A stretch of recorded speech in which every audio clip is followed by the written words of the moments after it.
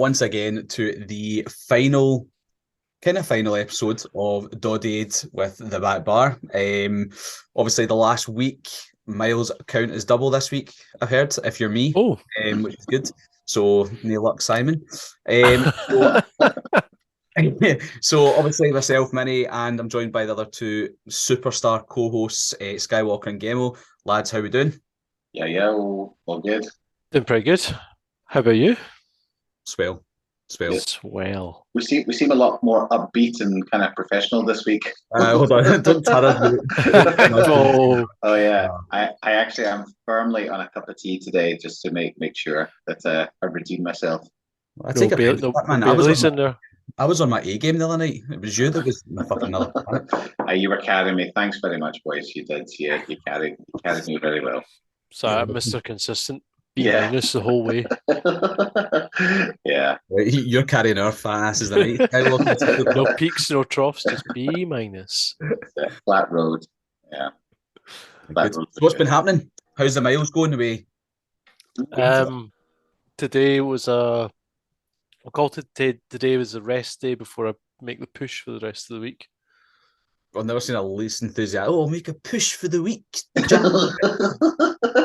Go for a right honestly, push. So knackered today. Kids destroyed my sleep last night, so I gave myself a day off. But we're back on it tomorrow. Good lad. I'm at 200. I'm at 255, and I'm going to get over 300 by the end of this. I'm going for over 165 because I think I'm 159. Oh no, I'm more than that. I'm 159 now. I can't train tomorrow, so it'll be Thursday, Friday, maybe Saturday. Maybe 175, something like that. Hopefully that'll be enough to push me away from Donley. See your wee competition group.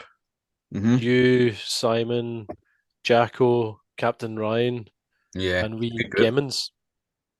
Aye, it's a close run thing at the moment, but I wouldn't be backing me to win that group. No, as much as a competition, mate, I'm not winning it. I think you might. I back you. You're possibly the most competitive person I've ever met. So I'm not allowed to cycle though. If it was cycling, I'd absolutely smashed a lot of them. But if I do that, then Simon wins by default. So then I lose that. So I'm fucking shafted either way. Where you at, Ali? I think I'm mid-70s or something like that. But I'm gonna be where I'm at when I'm done. So I don't know. I'm not even. I don't know because I lost my mojo. I feel like I'm just going through the motions. So, but what was impressive though is that I'm just checking out. Rory Hamilton has only done 9 workouts and he's got 250 miles. It's like almost 30 miles a go every workout. I don't think it's a coincidence that he's got a dog though. Yeah. No. Just that wee tracker on the dog. Off you go. He's just sitting up in the commentary box while his dog runs around. Yeah, whatever way he's cheating, he's doing it well. But 9 workouts, because like everyone else, like, well, you're 38 workouts and you're 5 miles ahead of him. So, yeah. It might just be how he's uploading it, though, if he's just batch uploading. Maybe. Like batch cooking, but for miles. Here we go. Just every week. Nutrition and fitness again. What we science. Team science tonight. So. Lines. So that's it. So what are we doing for are you guys doing anything exciting for the finale on Saturday? I am going to do the last of the Chris Hoy virtual Zwift cycles on Saturday morning. Nice. See if I can stick with him for more than 9.5 kilometers this time. And then I'm off to Murrayfield in the afternoon. Oh yeah, that's it. Work out and then get your beers on. Mm-hmm. Just undo all the goodness from the morning. Yeah, it's a counterbalances. It's science. Do we not just think about that? Balance. Yeah, exactly. Moderation. Key to life. Yeah. Good. Train hard, drink hard. I think I'll be sitting in Mars watching the game, but it worked for us on Saturday, so fingers crossed. Another wee. Were you, Alistair? Very quiet. I'm staying under the radar. You gonna watch the game this time? Hopefully. Or maybe you shouldn't. Maybe that's. Yeah, maybe I'm the jinx. I don't think I've got any plans for Saturday. What time's the game kicking off? 4:45. 4:45. Yeah. Be doable. I think I'll be able to watch that one. Ireland-France game on first could be an absolute doozy as well. Oh, aye. That could be good for us, actually. We'll see. Then Sunday, the game that nobody cares about, England-Italy. I care about It's fucking a Italian. you see the Italians win upset, that would actually. rock the boat.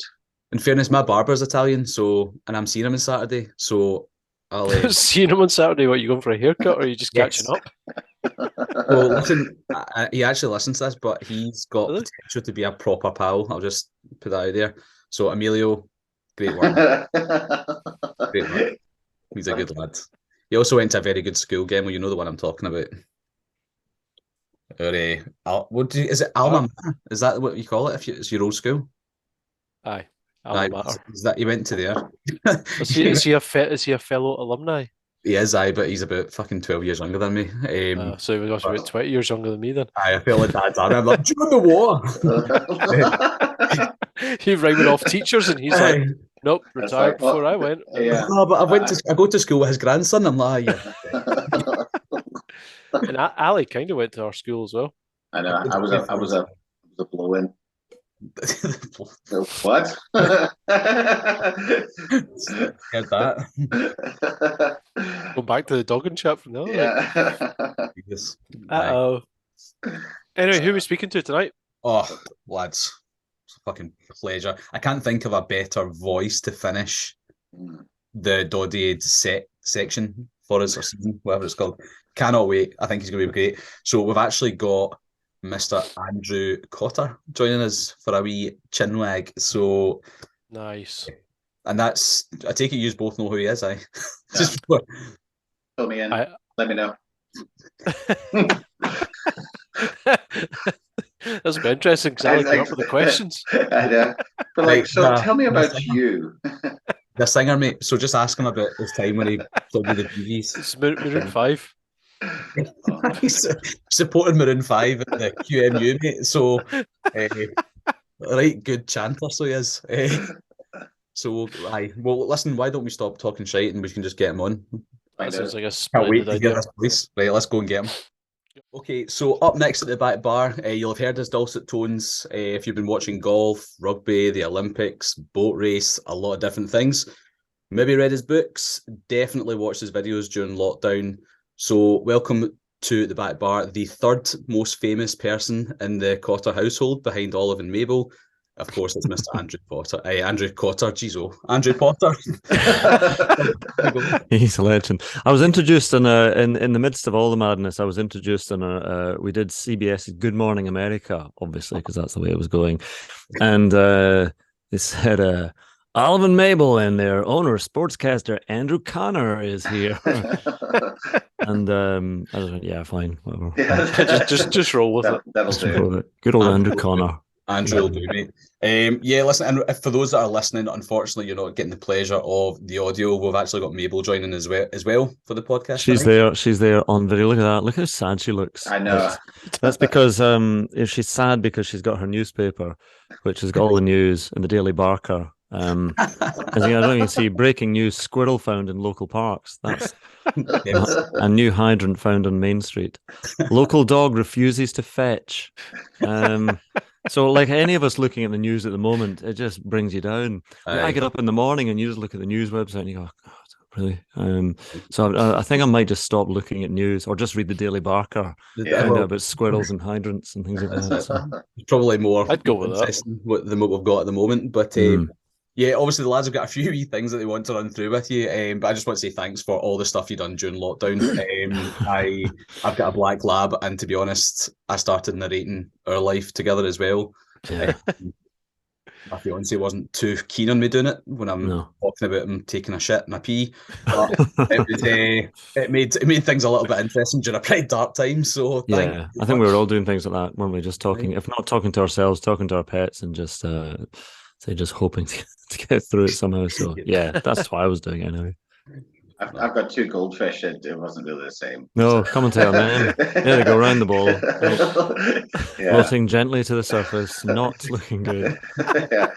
So I think that they were swimming at the back of the ball when they heard me talking, just like, oh, shut up. So. Yeah, exactly. So now you're in a podcast. Yeah. Yeah.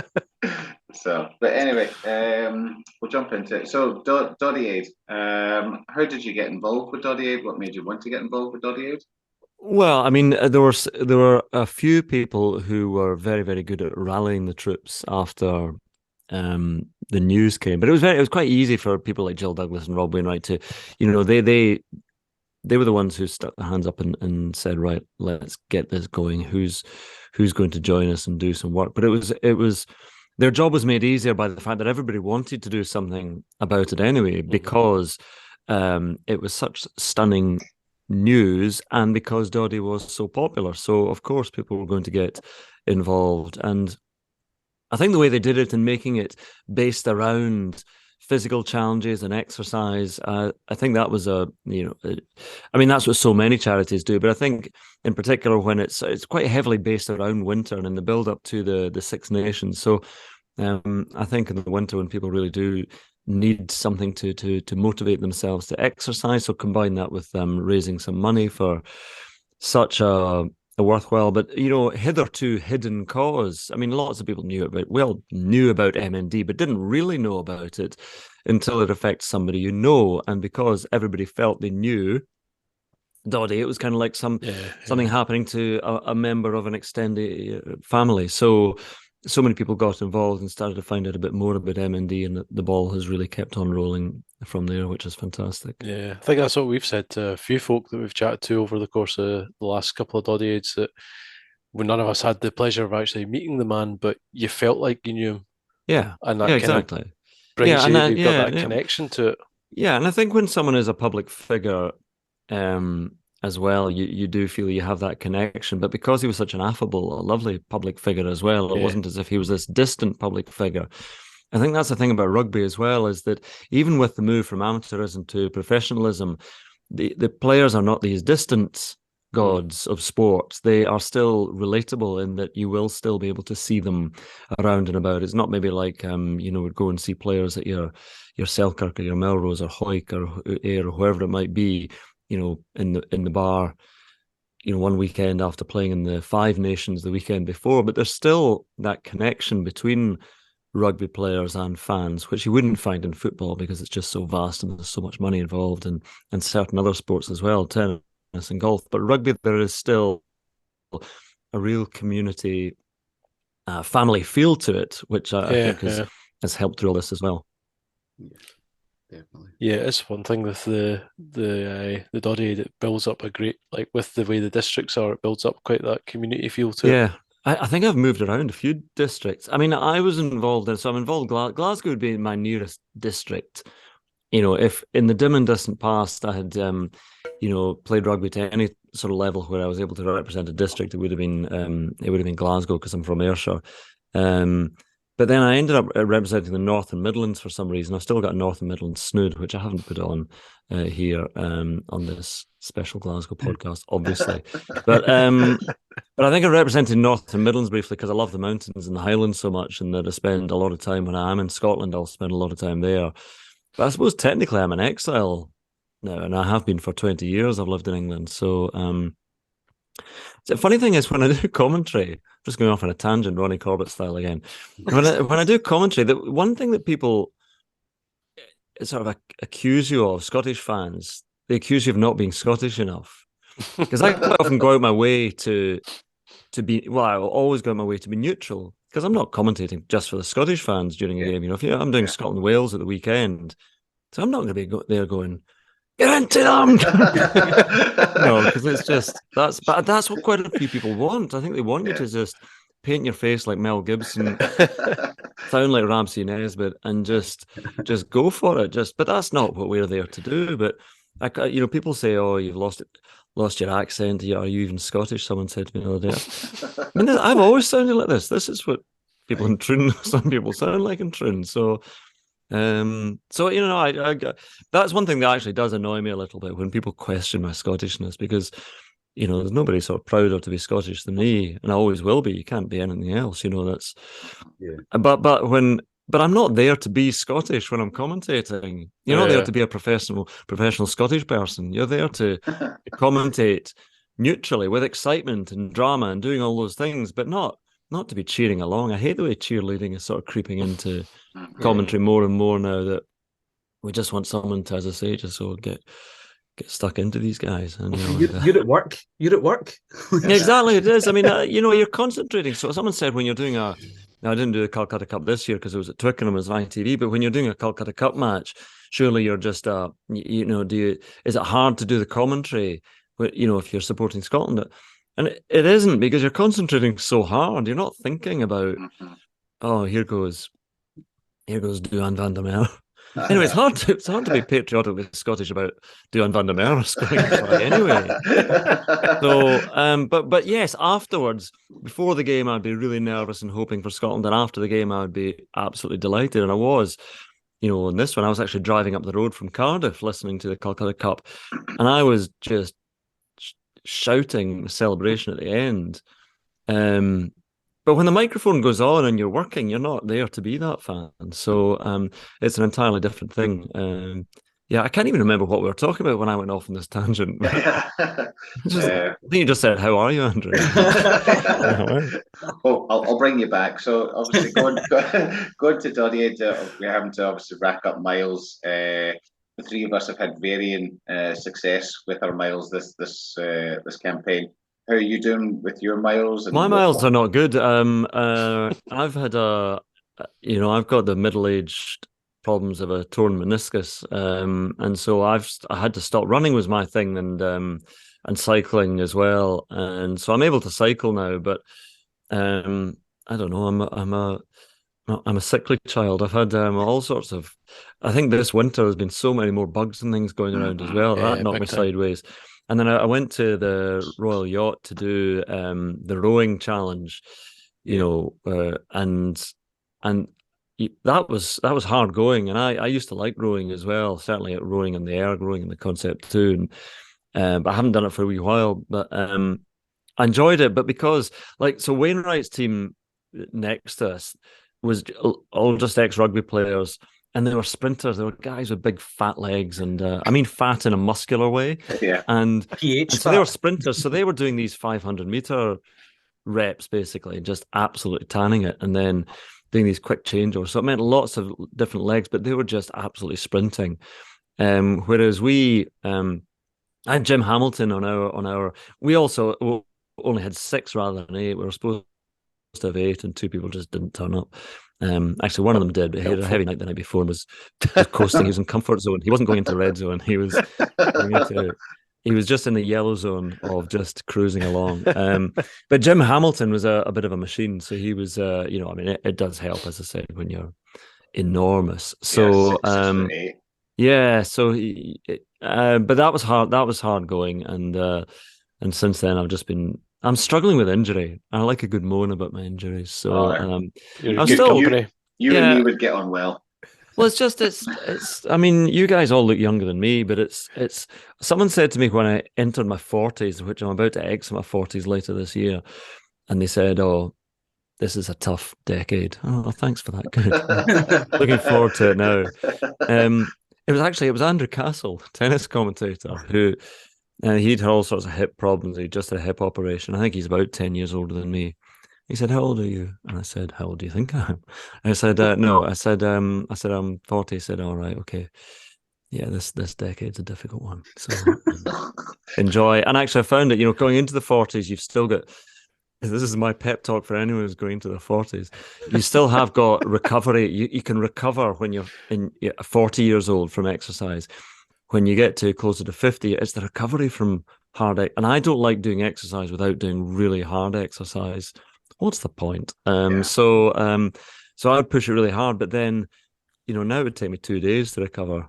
Whereas before, that's what you find in your 20s. You can just bounce straight back and go out again. And but anyway, so again, I've forgotten the original question. Oh, I tell you what, you've just cheered 2 of us up. I'm 41, Ali's 40, so now we know. Oh no, it's honestly a slippery 9 and 10 years of hell to look forward to. You're doomed. But the thing is, you just keep on doing what you can do, and that's what you've got to keep exercising through life as long as you can. And you just adapt according to what you can do. And so you start off in your 20s, you can do everything. Now, in your 30s, you might get a bit of a knee twinge or whatever. So you say, right, I'm going to do a bit more cycling than running now. Or you stop the real impact stuff like football, or certainly like rugby.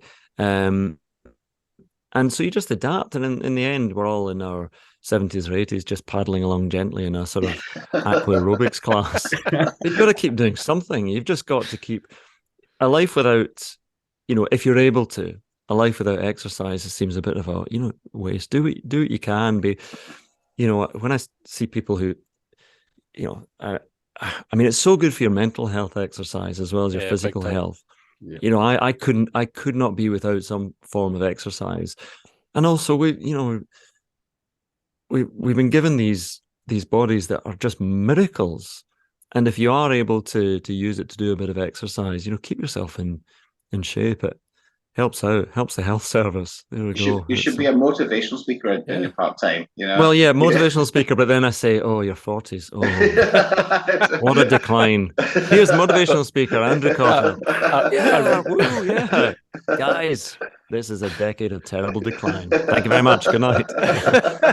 Buy the book. A motivational speaker with an edge of realism. Yeah, exactly. A really niche demographic of age 39 to 41. Well, maybe there's a market for a demotivational speaker where if you've got people who are just, this guy's too peppy, our whole workforce is just too excited and need taken down a peg or two. Could we get a guy in for that? Yeah, I know a guy. So he'll come. Oh, there he is. Yeah. Brilliant. So I took a swig of my beer at the wrong time there. I thought I was going to go over the screen. I took a swig of my ginger tea at the wrong time. Lemon and ginger tea. I mean, it's 9:20 at night. My goodness, that's what happens when you get to 50 as well. You just think, just sleep. Sleep is the most important thing. I love sleep. And you just never get enough. So I'd love to be able to sleep late. I mean, she's not asleep just now because she hears me talking, but they just sleep all the time. And if you're just listening to this rather than watching, I'm actually tugging at Mabel's ear just now. That's wrong. But they spend about 16 hours of a 24-hour day asleep. So I'm talking about you. She's wondering what on earth I mean, she just looks to me for guidance all the time, which is her first mistake. In life, she looks to me as some sort of inspirational guru in life. And, all you're going to do is bring her down about telling her when she's... I know, exactly. I say, your years from 6 to 8, terrible. I can actually see her eyes rolling right now, going, "Oh, not again." No. Oh dear. Oh dear. But I think what you're saying there about the exercise, I think that's why Doddie Aid's been so successful. Because it gets people out at a time of year when you'd probably take any excuse not to go out and do something. Yeah, and that's why things like Parkrun are so successful, and exercise apps like Strava, and that's kind of what the Doddie Aid app is as well now. When you're able to, I think about when I was growing up, you just went for a run. You might have an old school stopwatch and you'd be able to time yourself against things. But now with it's like so many things, the technology has just raced away, and by and large, it's a good thing. I mean, you could get on social media and all its ills in a moment. But in terms of exercise apps, I look at Strava and it's great. I mean, sometimes it was terrible for me when I was running because, I'd be running along and I go, oh, this is a sick. I might just be out for an easy run or recovery run. And then you get to this bit and you go, this hill, this is a segment. Do you know what? I'm going to try and beat some stranger that I've never met. So because that's important. So I'm just going to gun it up here. Okay, my hamstring's gone, but I've beaten a guy who only exists for me on Strava. But I've showed him. Oh, he'll get an email saying, I've had so many of those emails. If you don't know Strava, if you have the best time on a segment, which is a sort of distance that people can create segments on a ride, on a run, anywhere you go, and there might be a little stretch of 400 meters from one lamppost to another, from one road to another, or it might be a hill or whatever, and people create a segment and call it something, and you can become the king of that segment on cycling and running. And I used to have so many, and I get an email once a week now from somebody who's beaten my time. So they're all disappearing as well. To go with this physical decline of the 40s, all my virtual crowns are disappearing from my virtual cabinet. I was really pleased. Last week I went out on a run. I've been doing the same sort of run over Doddie Aid, and I got a local legend of a Local little segment legend. near me. Yeah, that Two- was created just to make people like you feel good, Is that because it not- just means that you've got. Oh, it just 2 days means that later, you've I done the lost same- it. It just means that you've done the same boring run more times than anybody else. So 2 days later, I lost it though. I was gutted.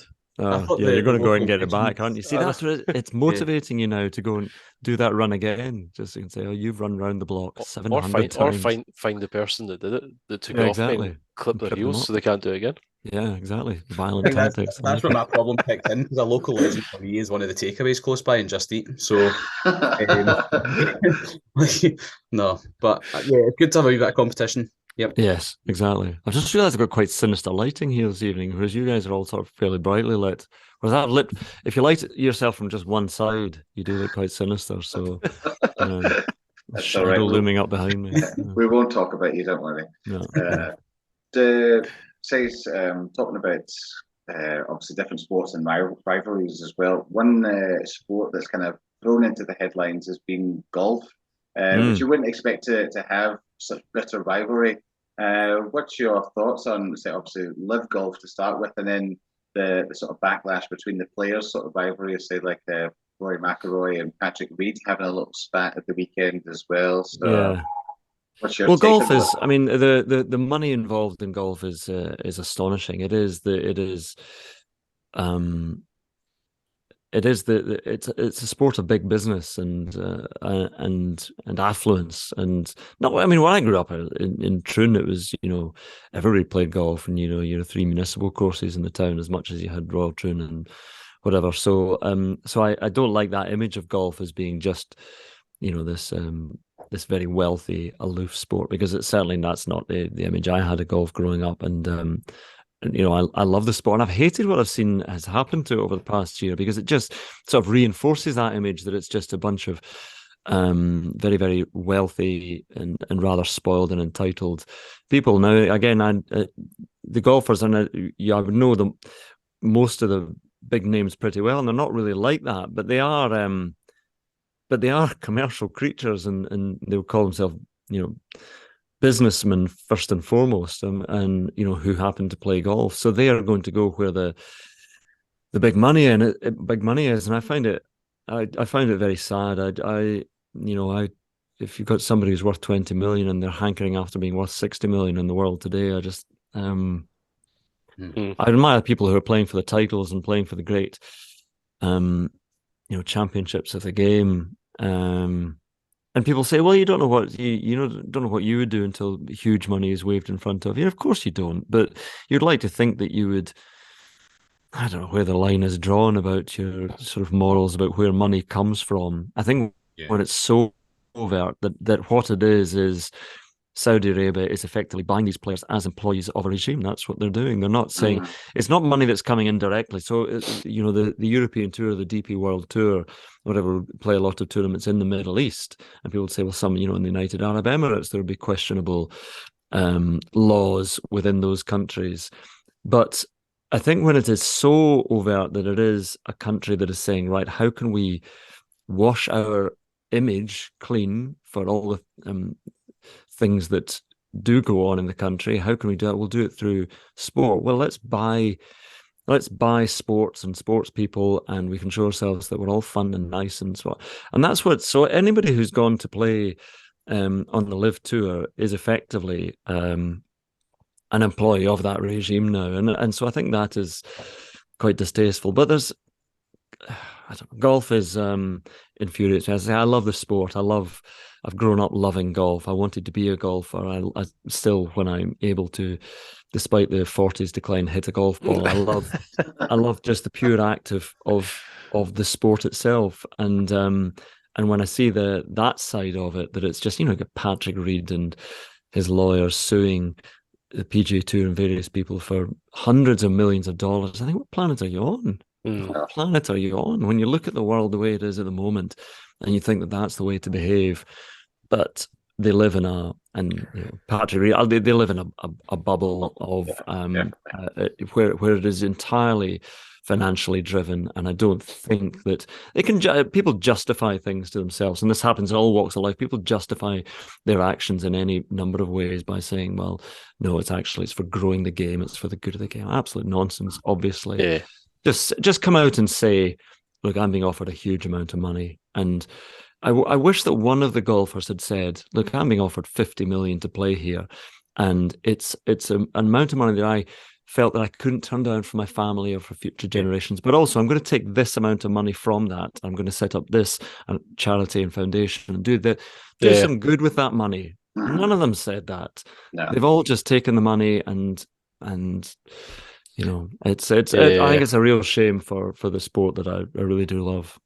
And it's kind of sad that it might have an impact on the Ryder Cup qualification and who's available to play in that. Oh yeah, and it'll probably in many ways add a bit of extra spice to various rivalries. But yeah, there won't be players. I mean, you know, Patrick Reed and Rory McIlroy having a bit of a set to recently in the Middle East about Patrick Reed, who had an amazing match at Hazeltine with Rory McIlroy in the singles, but they won't be able to come together. And Patrick Reed, the way he's playing now, actually might have been a contender to make the team again, but you know, he won't be able to play on the US Ryder Cup team, and Dustin Johnson will be missing, and DeChambeau's not playing very well. But it's just, it's really fracturing the sport. Although some would say it's actually creating a huge amount of interest in the sport because people are sort of sitting up and taking notice of this schism in the game. Yeah. Well, it might be one of those times where the no publicity or no such thing as bad publicity. Yeah, that might not actually be so true this time round. Well, I mean, I wish the golf was getting more coverage, but unfortunately, it's one of those sports that slips away from mainstream because it's slipping off the BBC now. So, you know, whatever's happening, and this has been one of the most dramatic years in sports in golf that I've seen. But it's actually it's not registering with nearly as many people as it used to. So that's a bit of a shame as well. But that's happening in quite a few sports. Yeah, I guess your primary sports really in terms of the mainstream ones, it's kind of golf and rugby. Is there any other sports you'd want to take a crack at commentating on? No, I do more than that in terms of because I do athletics and tennis as well, Wimbledon, but and the boat race as well, which actually people sort of chuckle at the boat race. It's one of my more enjoyable events because it's so different. And actually, and the boat race, because it's on the BBC, it'll be watched by millions of people. So it's a strange thing that the boat race will be watched by more people than watch the Masters. But that's just the effects that still, even in this day and age where coverage is really dissipated across so many different channels and people watch TV in a different way now. They don't all just sit there and watch 4 channels on their conventional television. But still, if a sport is on the BBC, it'll pick up a much bigger audience than anywhere else. So, I enjoy doing Wimbledon. I really enjoy doing athletics. It's one of my favorite sports. But I think of all of the sports, I think athletics and rugby, because of the atmosphere in stadiums and you know, when you've got tens of thousands of people in there and when a race is exciting or when a match is exciting and the atmosphere in there, they're the best ones to do, really. I love doing golf and I loved doing the Masters and the Open when it was live in the BBC. That was exciting, but it never had the same energy. It was a very different sport, a feel to the commentary compared to rugby and athletics. And then tennis is very different. If you're doing a big match at Wimbledon under the lights at night now in centre court, that's exciting. But again, it's a very different feel to it and a very different type of commentary as well. You're just nipping in and saying one thing every now and again, whereas athletics and rugby is a more constant commentary. Yeah. One of the things that I always admire with commentators is their ability to remember everybody's name, especially when the rugby, when the ball's bouncing everywhere and stuff. And they just say, I would just be like, the blue team have the ball, the white team have the ball. Well, it's like me on this podcast. I'm just going, that's a good point you make there, fella, chief. Matey, my lad. That's quickly scroll over the screen so the names come up. No, I mean, Ali's making a great point. Thanks for the name check. I appreciate that. Yeah, That's Ali all over. So. But But the thing is, international. I would say international rugby is easier in those terms. Although I got a couple of players wrong at the weekend, which still haunt me. But that's visual rather than actually getting it wrong. It's just in the heat of it with your eyes doing it off the pitch. Yeah. Be difficult if you had like Tonga versus Japan or something like that. Well, Tonga against Japan would be difficult. But worse is when you're doing if you do, because I do European matches for BT Sport as well, and if you do if you're doing one of the French sides, then when you get down to the 23 and you're emptying the bench in the last 20 minutes, who's this guy? Here comes the big man. That doesn't narrow it down anyway, does it? It's just like, here comes one of the big men. It was actually Rory Hamilton was saying something about the Glasgow game last year when there was the real bad fog had settled in. Oh yeah, he was just that's right, pop shots. He was like, I think Dempsey's got the ball. I'll just guess. No one's going to be able to tell me I'm wrong. So yeah, no, that is I did a game as well involving. Oh God, no, it was anyway. It was a fog it was Sale against somebody. A fog at Sale, and there were about 7 different pairs of brothers on the pitch as well at the same time, including the Currys who are identical, and both sides were wearing pretty similar strips as well in the fog, and that was horrendous. Yeah. So, but on occasions like that, you can only laugh about it in commentary and say, listen to the viewer, there may be the occasional mistake this evening in the fog with the 7 brothers in the same strips. So, you can only do so much. And certain grounds are much better for commentating at than others in terms of viewing. Because when you're commentating off, you're commentating off the monitor, but you're commentating off the pitch as well. So Bill McLaren used to just commentate off this. So even if he's sitting at Murrayfield, he would be sitting in the seat that it's still the same position actually. Well, the new stadium that we'll be at on Saturday, but he would sit there with his monitor and he'd just sort of almost have his back turned to the pitch. It's all about the monitor, which is the way to do it, really, because that's what the viewer's seeing. And you could be watching the pitch and commentating on something, and the director will cut at somebody in the crowd or a coach, and so you've got to commentate on the pictures that the viewer is seeing at home, and that's why we do so much commentary off tube now from. BT Sport, they'll do a lot of the French matches from Stratford in East London. The BBC is starting to do more and more off tube, which is frustrating. Right. But that's happened since COVID and because of costs and because of environmental impacts of flights to places. So, but still, by and large, the BBC will get you to the event. So we'll always at the rugby, we will always be in that stadium. And for the Olympics, we'll still be out in Paris, and the World Athletics will be in Budapest. But there are sprinkled in with that. There are a few events that we'll be doing off tube. Just a European indoors athletics coming up soon, which is in Istanbul. And in years past, we would have been going to Istanbul, but this year we are doing that off tube. So I'm only telling you guys and whoever is listening or watching. But when people watch it, though, most of them will think you are there, and largely, more often than not, as I say, we are in the venue. But you never say you're there. You never say you're not there. You let people the viewers make up their own mind as to where you are. Yes, we briefly touched on the Van der Merwe wonder try on Saturday, and that must have been quite I'd imagine that's going to become an iconic try down the year. Yeah, which I didn't commentate on. Thanks. And so, but I would have just said, "Here goes the big fella." We're getting to. Okay, how are you going to turn this one around? The big South African. There he goes. Are there any standout moments from the games you've done that just you pick out as your kind of favourite try or whatever that you've commentated on? I actually quite enjoyed.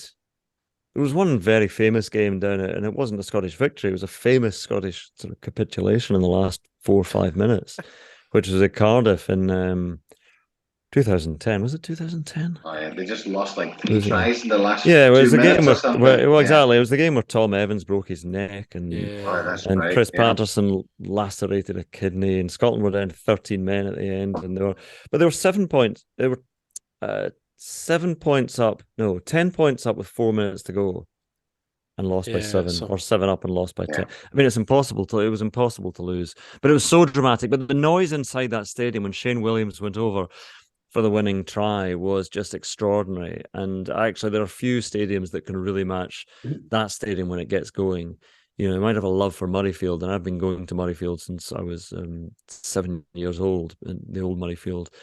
But Murrayfield is never has the atmosphere of a Millennium Stadium or Principality Stadium as it is now, and the noise inside that stadium when that happened was something. Yeah, so I think in terms of, I think you're just always happy when a big moment happens. You're very happy to have got it right, and when you feel that you've done it justice in terms of a great try, and I'm, you know, it's one of the things about you as a commentator, you hate missing out on amazing matches. And I was there at Twickenham when Scotland came back from 31-0 down, but I was commentating for the BBC for highlights that day. So, you know, whereas Nick Mullins would have been commentating for ITV. And when that happened, I was commentating for highlights and I was just thinking, you just want to commentate live on something like that. And but that's the way it's gone with the Six Nations in the last few years, and that the BBC's, you know, lost a few games. So Twickenham, you know, belongs to ITV now. So I would love to have commentated at the weekend at Twickenham, but well, we think you're doing better than Nick Mullins anyway. So definitely. Oh, he's actually here. So I live with Nick Mullins in a strange commentator's house. Commentator house. Yeah, exactly. The commentators eggs and toast in the morning and stuff. No, yeah, exactly. It's me, Nick Mullins, Guy Mowbray. We all just live together. Andrew Castle as well, aye. Andrew Castle's here, yeah, exactly. No, he lives in the outhouse. Oh, I didn't know that. Oh dear. So just before we wrap up, Andrew, thoughts on the Six Nations? Can we do it this year? Well, like I said, I'm supposed to just go, yeah, of course we can do it. I get into them, boys. No, I don't think we'll win the title, but because I think, you know, realistically, going to Paris is probably a stretch too far. But I love the idea of Scotland just being in the mix going into the final weekend. Mm-hmm. You know, it's I mean, obviously it's Italy in the final weekend, and even with Italy's improvements, you should at Murrayfield beat Italy. But the big game is Scotland against Ireland at Murrayfield. And I know people say, well, the big game is Scotland against Wales because, you know, the last 2 years they played England and beaten England and then gone on to lose to.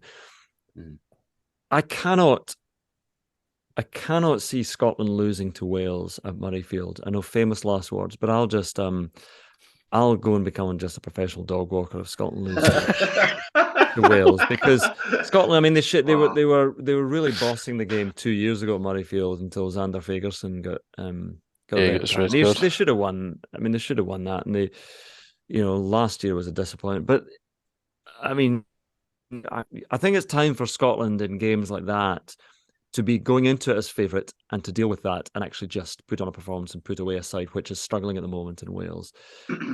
Even with Gatlin coming back, you know, they're not in a good place. So Scotland should beat Wales. I think France away will be a struggle. So that huge game. Ireland are so good, and they know exactly anyone who comes into the side, you know, knows exactly what role they're playing. And in the Leinster model, with a bit of Munster thrown in, pinch of Connacht, a tiny bit of Ulster, but it works so well. Everybody knows exactly what they're doing, and I think Scotland still lack just a little bit of power to deal with sides that that would be Scotland's undoing. Not power on the wing, obviously, but just a little bit of muscle. That's why I'm delighted to see the resurgence of Richie Gray, because Richie Gray is one of the finest athletes that Scotland has ever produced. Astonishing. Just talking quickly about the rowing. Yep. Richie Gray, when he was recovering from hamstring injuries, and he used to put in some amazing times on the 2,000 meters on rowing. Richie Gray could have been, you know, Olympic gold medal winning rower. He's an astonishing athlete. He's had all injuries over the years. I just wish sometimes there were a way of taking Johnny Gray's heart and putting it in Richie Gray's frame, because it just seems that sometimes Richie Gray doesn't have the Nathan Hines in him or the Jim Hamilton, that sort of attitude. But I just love the way he played at the weekend there, and I love the way he has been playing, because when I'm talking about size and grunt and strength, he's got it all as well. He's got skill as well. I think I've never seen a more physically talented rugby player than Richie Gray. So I hope he's got a good few games left in him. So if Scotland can just compete up front physically with the bigger sides, then I think we've got a chance of, if that game against Ireland, though, is huge. If Scotland could beat Ireland at Murrayfield, then, all bets are on. That would be amazing. Yeah. That'd be amazing. Brilliant. Well, listen, on that thought, thank you so much for your time. Really good to chat to you. It feels really surreal for, I think, all of us to actually see you when you're talking. We're just used to either seeing the Olive and Mabel, or seeing their faces, or hearing or just seeing loads of rugby guys or golfers kicking about. Yeah, exactly. It's been brilliant. But listen, best of luck for the weekend. Let's hope there's another memorable try that can trump the one from last week, so that we can say for Scotland. Exactly. Could that happen? Could we get a a Scottish person to score it? Maybe. Exactly. We didn't even touch on that topic. So anyway, no, it's let's see Darcy Graham come back in, and no, it's I just want, what you want when you're commentating is you just want you want drama, you want a close game. Genuinely, you want would I rather have Scotland winning 40-0, or would I rather have them winning by a couple of points? Well, I'd rather have a couple of points, because then it would that's what sport's all about, isn't it? It's just about hanging in the balance and the drama of it. And I think it'll be great. So many Welsh fans are going to be there. They've always travelled in huge numbers for this game, so I think it's going to be a good game. I'm going to see tries again. Yeah, I don't doubt it for a second, to be honest. I'm looking forward to it. Get excited. Yeah, so look how exciting Mabel is. Look how excited she is. The excitement levels have just ramped up to zero. Right, well, listen, thanks to both of you for joining us again. An absolute pleasure to speak to you, and we'll catch up with you again soon. All right, cheers, fella. Cheers. Thank you, Andrew. Cheers. That's an absolute hoot. He's as I said, it's so weird when you hear a voice commentating, and also because commentating is like a background noise. You're watching the game, but it's so weird that when you hear the voice and then you see him, it's surreal. Also, like there's the question we've done on some of the previous episodes for the speed round. Who would you have narrate your life? And it's usually Attenborough or Morgan Freeman. Top three, Andrew Cotter's in there now. He's got such a good tone of voice. Like, he's up there. Yeah. See, the thing is, when he starts talking, I feel as though when I'm talking, I sound like this. Beep, beep, beep. So like Beaker from the Muppets. He's like, I got him laugh, for fuck's sake. I know. Might have to just change the tone about this. Culture, that's it. I'm Scottish. That is. And we got one of the dogs as well, which was class. We got cool. So that was nice, because I've seen that dog so many times. It's actually, this is the thing, it's so weird. That whole lockdown thing just made, we talk about Doddie being that kind of extended family, someone we know, he's the same, or at least the dog and his voice are the same. Like, I feel as though, If you take up commentating, you could go live in commentator house as well. Yeah, but Andrew Castle now. I tell you what, there's one job that I could never do. I'd be a bumbling mess doing that. It's like, it'd be like, I'd be getting the names wrong, the teams wrong, the place wrong. Oh yeah, the sport wrong. Yeah, that's not for me. The one thing they probably wouldn't allow, Ali, is a double whiskey, double Bailey. I'd get one shot at that. I wouldn't get a second shot. I tell you what, the scandal that's been on TV, I think I would fit in nicely. Ali, the 3 p.m. Sunday afternoon, 6 Nations, but what's that? It's like just needed a wee live not before the game. Who's playing the day? Oh, not these guys. Come on. I say he'd be so neutral. I'd be the most unneutral. I'd be the biggest biased person. Even in the golf, I'd be like, oh, that Patrick Reed's such a wank. Yeah. Oh yeah, I'd be all over it. Just make sure we Oh, don't dear. like him in this episode. Aye. Oh, you can tell him from me, but that's the thing. It's so funny. He said that they were talking about he's suing people for defamation of character or some shit like that. But it's so funny. Just go check Instagram or Twitter. He gets defamation of character in every post. Everyone hates him, you know. So when he won, it's normally when you win the Masters, everyone's cheering and it's all big thing. He won the Masters and it was like. Everyone's up. I know, just like a light applause. Apart from me, because I had a tenner on him at the start. I was like, yes, Patrick, you're my favourite. And then he turned out to be a knob, so yeah, it's fine. But yeah, good times. Oh, that was a little tangent as well. Yeah, sorry about that, Anna. So that's us. So I don't know when this will go out, but we've got a couple of days left, regardless. A couple of days. So the key focus now is that £2 million that Rob spoke about the other day.